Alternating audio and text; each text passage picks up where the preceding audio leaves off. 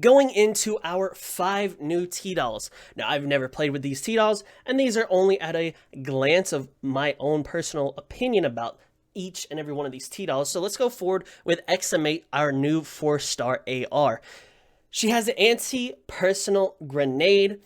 It has an initial cooldown 8 seconds, a cooldown of 16 seconds. She launches a grenade that deals 12 times damage to enemies within a radius of 1.5. She gives a damage by 20% and an evasion increase of 15% to any SMG that is on her tile buff.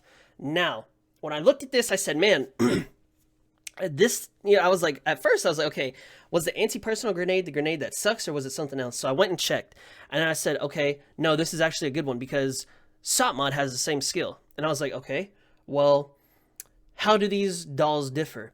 Sopmod's stats are just a little bit higher, like just barely higher than XM8's. And I was like, okay, well then, what's the difference between these two dolls? And it's literally their buffs. I think with XM8, the evasion by 15% is definitely, it's good, but it's not giving it to, 2 SMGs or maybe 3 SMGs, or, the way the formation of her tile set isn't that appealing. And so while the damage is kind of meh, maybe I'd take accuracy and evasion instead of damage and evasion. Hey, at the very least, she might be like a scuffed tier like Sopmod. If you want to play with her, level her up, by all means, do it up, once I get her, because it's just a matter of time. I'll definitely be using her. Next, we have MDR. I know quite a few people have been hyped for it. Afterwolf. Afterwolf has definitely been hyped for MDR. She is our new 5-star AR.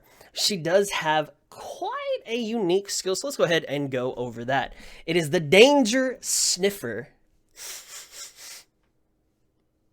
Yikes. So, it says, if an ally is in front of her, provide that ally with a 40 HP shield and 80% increased evasion for 10 seconds.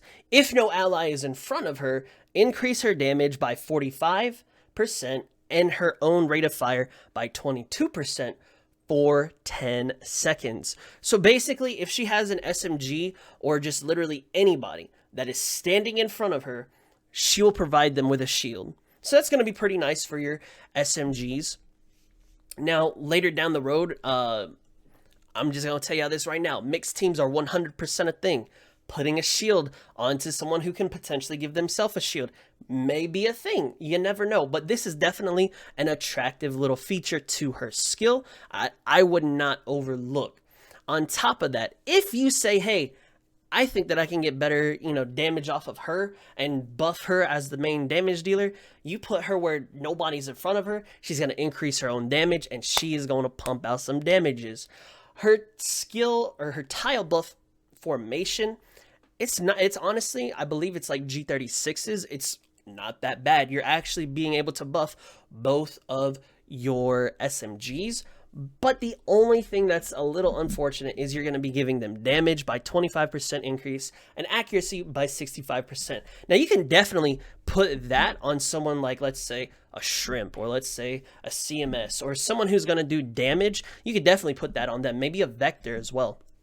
They would love to have that buff. Then you're giving them a little shield and some extra evasion. That could definitely make them a little bit tankier, so they don't, die as quickly, or, they're that off tank, so they're able to do more damage. So, definitely her skill, her tiles, and her skill do a little bit of work, man. She is actually a pretty good doll, and I'm liking what I'm seeing with MDR. Moving on to K5, a 4-star handgun. Her skill is something that, what I'm seeing kind of more on the KR streams is definitely something that is going to potentially be hinting towards mixed teams. And let's go ahead and read her skill. The Museum of War Philosophy. Initial cooldown 6 seconds with a cooldown of 12 seconds. It says buff allies situated on her tiles with effects depending on their type for 8 seconds. Handgun and SMGs, you will increase their evasion by 40%. ARs and rifles, you will increase their damage by 22%. Machine guns and shotguns, you will increase their accuracy by 80%. I'm gonna be honest with you, dude. K5, I'm finna do 3 of her. I like that. I like that a lot. And especially, man, when Isomer was around in KR and I was watching the streams, boy, I tell you, I'd look at some of their team comps and I'm like, yo, that's slap dick. Like, why would you ever put like a shotgun, an AR, a handgun, and like a rifle and a machine gun on a team? And boy, I tell you, it looks so slap dick. And when they went in there and they were dicking stuff down, and I was like, yo, oh my. That was impressive. That was so cool. I feel like K5 is definitely going to be someone, if you play the dupe game, I feel she's going to be worth duping. That's just my own opinion. Mixed teams. Don't sleep on the mixed teams. You heard it here. I ain't going to say first because you might have heard it somewhere else first, but you heard it here as well. So her tile buffs will be as follows. She gives a 30% damage increase and a 40% accuracy increase. You put her with someone like the Watchan squad, Watchan and SVD, you put her with, an AR SMG or with some machine guns, man, she gonna be pumping out. She is gonna be a very good buffer. And then the way her buff tile is set up, you've got room to put her almost in almost any team, man. And I'm telling you, I am loving what I'm seeing from K5. I feel personally she's an underrated choice or an underrated T-Doll on this little lineup. I love K5. Going into our next T-Doll, 100 Shiki. She is going to be the 5-star SMG, and I believe this was potentially like the T-Doll exclusive for like the other servers, and then now we finally turn around and got them. So, that's definitely really cool. So her skill is going to be the Sakura Reflection. Initial cooldown of 8 seconds, cooldown of 16 seconds. She provides herself with a 42 HP shield for 5 seconds. If the shield is destroyed by enemy fire, increase your evasion by 65% for 5 seconds. If the shield expires without being destroyed, increase your damage by 85% for 5 seconds. For me, I'm going to be honest with you, I've seen quite a little bit of disliking towards 100 Shiki. If I were to assume why, I would think that it would have to be on her tile formation, her tile buffs. The way that the buff is stacked like that, I'm not a huge fan of that because it kind of forces her to be the main tank when I don't know if she has the health. I don't know if she has the evasion to be a main tank. So that's kind of a dislike that I could see right there. She will buff their damage by 12% and their accuracy by 35%. However, going back to her skill, I believe she has a higher HP shield on her skill than Sat 8 does. I think Sat 8 is like either a 30 or a 35 HP shield. Now, someone correct me if I'm wrong, but I believe that's what I remember reading right before the podcast started. The only reason why I think, now I don't know how the shield mechanic works. I think the reason why this shield may be a little more less attractive is because potentially the armor that Sat 8 holds, when she takes a hit from somebody, it will only take 1 damage of shield off, or like 5 damage or 6 damage, right? Whereas because 100 Shiki may not have that armor, when she takes a hit, she's going to take a hit for like 25 or 30 or whatever because she doesn't have anything to reduce that damage. So because she's an SMG, she more relies on evading the damage. But that shield is there to kind of help give her a little bit more, right? So maybe that's how the shield mechanic works with the damage, incoming damage, and the armor from the different units. I'm not too sure how that works, but that is why I would assume 100 Shiki maybe isn't as attractive to other people. But like I said, for me, once I get her, I'll definitely be leveling her, and I'll definitely be using her just because I think all dolls are usable, but that does not make them best in slot. let's go ahead and move on to our last doll that I do want to highlight, and the last doll that is in production that is going to be brand new, CMS. Boy, I tell you, let me tell you something now.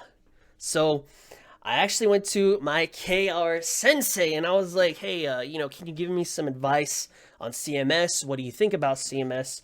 Things of that nature. Because I didn't really know too much about CMS. The only thing that I know is something that I've heard from some people in my Discord server. They said that CMS's rarity rate it's kind of rivaling contenders. Now, let me just tell y'all this, just for a little context. 4+ months of doing handgun dailies until I was finally able to get contender. And then last night, Cap, came in with the sub, and he said, hey, do a 140x4. I almost scuffed him, and I got my second contender. So, hey, I'm going to say worth. But 4+ months. And I know, shout out to Linehead. God bless that man's soul. 650 pulls or more just to get his first contender. And you got Lux Sex out here like Afterwolf. This man got like 5, 6, 7, 29 contenders. I done lost count at this point in time. So if CMS is of this rarity, pull for her while she's on rate up. That's all I gotta say.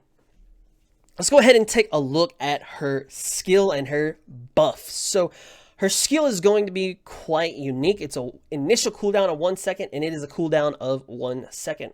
That don't make no sense. It will in a second.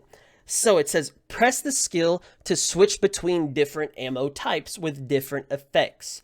The subsonic rounds, which is the default, increase evasion by 65%. So that's your own evasion by 65%. If you click it or you tap it or you press it, whatever, it changes to the spoon tip rounds. This increases your damage for CMS by 85%. Then if you press, tap, click again, it will go to the standard rounds, which increase the accuracy by 200%. So I was sitting here and I was like, this kind of looks weird. I feel like there's a lot of potential for this, but I'm not 100% sure how I feel about CMS. And I said, okay, well, let me look at her tile buff and her tile formation, see how that looks. And so she buffs the ARs as normal, and she gives a damage by 15% and a rate of fire by 5%. And I said, okay, rate of fire by 5%, that's really negligible. The damage by 15, we'll definitely take it. But she has a very attractive tile formation buff. And I'm like, okay, that's really good. I like that. So then I said, man, I really don't know how I feel about her skill. Like, if it continues to just switch off to these different things every second, that's like kind of slapdick. And I went to my KR sensei and I said, hey, what is your take on CMS? Is CMS good? Like, is she a doll that's going to be usable? Blah, blah, blah. And very much to my surprise, I was not expecting this. She told me, CMS is actually really good. CMS is a very versatile doll that she could be your main tank. She could be your off-tank damage dealer. She could just be your off-tank. She could do a lot of different things, but the way in which you build her, and when I say build her, I mean the type of equipment that you put onto her, because if I remember correctly, she is able to use AP ammo and hollow point ammo as well.